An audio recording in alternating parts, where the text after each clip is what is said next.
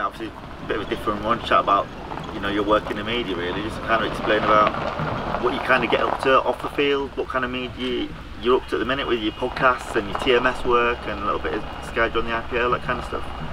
Yeah, well, I think like getting to the stage of my career that I'm at, I think it's sensible to sort of look at what I'm going to do after, and I just thought give the media a shot, and yeah, just see if I'm any good at it, whether I like it, enjoy doing it, and yeah, it's been good. Like, I enjoy doing the podcast with Greg and Felix, and I enjoy doing the radio. I've done a bit of TMS, done some Channel 5 this summer. I did some Sky last summer, and yeah, just get a feel of it, see if, like I say, that if I'm any good at it, and whether it's an option for when I finally finish. And obviously, what, a year or two in from doing all that kind of work, how have you felt? Is it something you enjoy? I do enjoy it. Yeah, I think at the end of the day, I'm talking about something that I love, and I know pretty well. I think once I finish playing cricket, I want to stay in the game, whether it's coaching or in the media. And yeah, I love talking about it. I think I've got decent knowledge about certainly bowling and the game itself, and just talking about it and trying to pass on my knowledge, I think, is something I really enjoy. How did those kind of initial opportunities come up to kind of give you that first little chance, that first go? Well, for me now, I'm not involved in white ball cricket anymore, so I've got a bit more time on my hands, and that means I can, during the one day series and T20s, that I can get out there and do a bit of the media stuff. So that was pretty much how it came about. Like, I had some time off, just inquired about, obviously I've got the podcast, which is 5 Live, and TMS were quite keen to. I did Australia in the winter, stayed out there after the Ashes and did some then, and then came during the summer. I've just enjoyed doing some of the one days, and it's a great way to stay part of the game, because you kind of talking about something that you love is brilliant, and being able to stay involved and watch international cricket as well is something I really enjoy. The podcast is something a little bit different. How did you kind of get into that? And obviously you're friends with Greg, but how did that all come about? Well, I think it was like an idea in the pub, really. Where the best ideas happen, isn't it? Yeah, exactly. We all knew each other, and Felix is a huge cricket fan. Greg's a huge cricket fan. They probably want to talk more about cricket than I do on the podcast. Yeah. Which is great for me, and I think the thing you need is kind of because I'm still playing, you kind of need that escape from cricket. Yeah. You're under pressure quite a lot of the time, whether it's whether you're playing or you're practicing. So to have that release and that escape, I think is really important. And even though it's loosely based around cricket, the podcast, but even still, spending time with mates and chatting to them about it is something I really enjoy. Yeah. Do you think that helps create the kind of good balance of, like you say, having the bit of the banter and the bit of cricket, and you also giving that overall different aspect to it? Yeah, definitely. I think it's a great kind of platform to try and get new people, like people that might not have watched cricket before or be that interested in it. It's trying to get them interested. And with Felix and Greg's background, obviously being music and radio, that I think having that sort of, being able to attract the different audience, I think is good for the game, and that's all we're trying to do. We're trying to attract people to the game. I think getting new audiences is what the game needs. Yeah. You can't just rely on the people that keep going back. Exactly, yeah. So to try and get into a slightly different area, the music, radio. Exactly, yeah. That's what we're trying to do. Trying to just put it out there. I think when people hear Greg and Felix's love for the game and how in depth they follow it, I think it's great, and it's the sort of game that you can dip in and out of.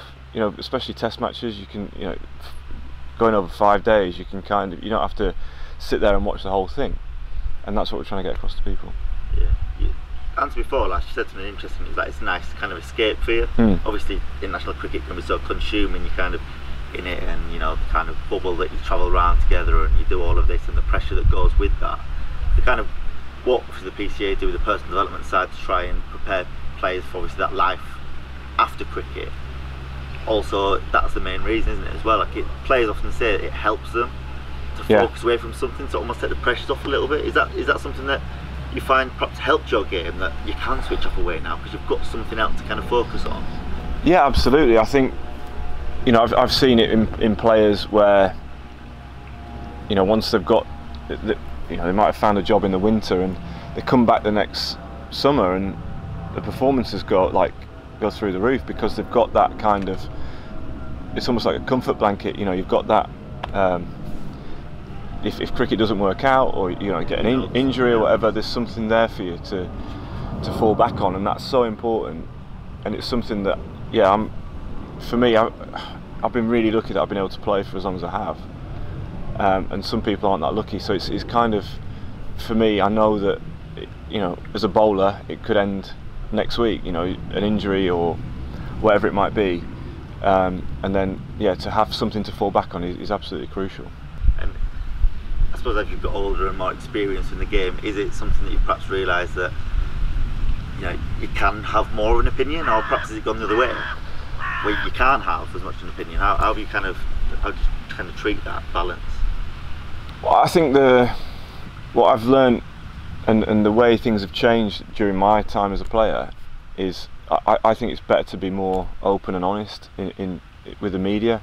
I think the more guarded you are and the more careful you are in what you say, I think it doesn't come across great.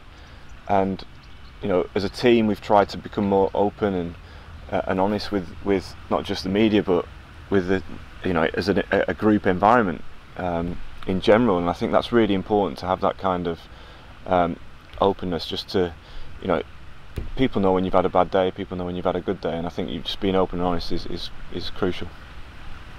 Chatting then, it kind of reminded me of Headingley in 2014, was it? Sri Lanka. Yeah. Mo obviously batted so well, and obviously the end, obviously you got called up for the interview, and you came across obviously extremely emotional. What do you kind of remember about that, and obviously that platform of speaking after an incredibly emotional day of Test cricket? Yeah, it was hard, but again, like I said, I think it was for Player of the Series or something like that. So I wasn't, during the game, wasn't expecting to go up. I didn't think I'd be going up onto the stage or whatever. But it's got to be done, and sometimes it can be a roller coaster for your emotions. Test cricket, the swings of momentum in the game can really play with your emotions, and that was something for me, getting so close. We were 2 balls away from drawing a test match which we didn't look like getting a result out of. So for me, I was devastated and thought, in my head I'd let the team down. So that emotion was still pretty raw when I went and did that interview, and it's hard to kind of just block it out and crack on. I think sometimes it's good just to, as I said, the honesty thing is really important, and I think people really sort of connect with that when you see that sort of thing on TV. I was going to say, off the back of that, what kind of comments did you get, not just on social media but everyone else? Do you think that, obviously it wasn't something that was done on purpose or anything, it was just the heat of the moment in terms of what you're feeling? Do you think that kind of helped, the fact that you could actually say, look, this bloke is actually just a normal human being and he's been caught up in the emotion of it? Obviously he's so gutted the fact we lost that test match. Did that kind of help, being so open and honest? Yeah, I think so. Again, it's not something you really think about. I didn't, like you say, it's just the emotion was really raw and right on. I was right sort of on the edge there. But yeah, I mean, I don't know. I just think when I watch sport now, I like the honesty and in an interview. People who sort of skirt around the issues that people want to talk about, I don't think it comes across great. So, learning from that, I think as a team generally we just want to be as honest as we can. We are just 11 normal blokes trying to win a game of cricket. We're not, there's nothing really special about us. We're just we want to work hard and try and win a game. And I think sometimes, the emotion can get the better of you, but I don't think that's a bad thing.